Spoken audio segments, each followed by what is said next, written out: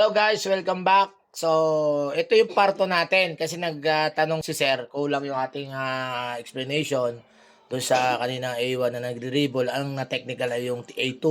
Ito naman yung tanong naman pahabol natin, part 2 video natin, doon sa tanong ni Sir Art Herrera, na kapag na-technical naman, for example, A1 nagre-dribble sa backcourt, na-technical naman yung B1, no? So, yung depensa, technical. So, ano po ang gagawin natin? Ang resume po natin dyan, pagbalik natin, siyempre, papatirahin po muna natin si A ng 1 free throw, Team A, no? So, afterward, pagtapos ng free throw, walang lineup, yung shot clock po natin lahat dyan ay panibago po, no? 24 po siya. Then, yung 8 seconds po natin, panibagong bilang. Okay guys, yan po yung ating follow-up question. At follow up answer agad sa request po ng ating veteranong PBA po na idol natin si Sir Art Herrera. Sir, ayan na po. Salamat po sa dagdag na katanungan ninyo. Bye-bye and God bless you all. Be safe always.